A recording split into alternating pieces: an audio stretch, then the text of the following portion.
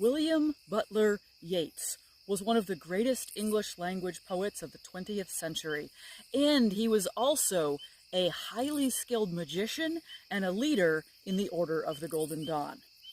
He was Irish, born in 1865 and died in 1939, and in addition to his poetry, he wrote plays, short stories, nonfiction, and he also eventually served as an Irish senator.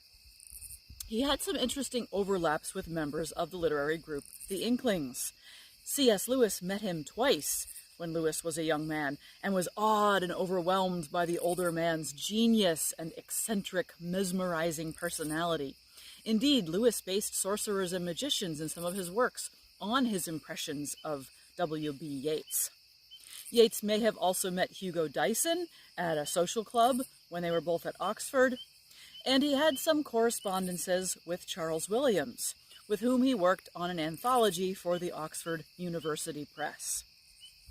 He was initiated into the Order of the Golden Dawn early in its existence, mastered the system, climbed up the ranks, and then when there was a leadership debate amongst the leadership of the Order of the Golden Dawn, he came out on top and, along with Florence Farr, led the group in Anglia. Indeed, the stories of how he came to that position are amusing and startling. The notorious magician Aleister Crowley wanted to take leadership of the London Lodge and showed up wearing full Scottish regalia, kilt, dagger in his sock, but also with a mask of Osiris. Accounts then vary as to how he and Yeats battled for control of the lodge. Maybe they had a wizard's duel on the astral plane. Maybe Yeats brought along with him a member of the order who was a retired boxer who summarily kicked Crowley downstairs, which I like to call the de-escalation of Aleister Crowley. But in any case, eventually they took it to the law and Crowley was fined £5 for breaking and entering.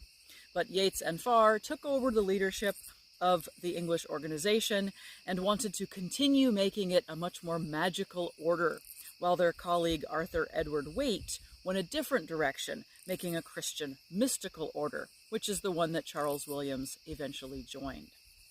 Yeats's poetry falls into three phases, with the early, very mystical, magical Celtic twilight verses that he wrote during the Irish literary revival, of which he was the chief figure and motivator, middle poetry when he was finding his way and becoming more modernist, and his late, stark, brilliant verses that are like carven sculptures.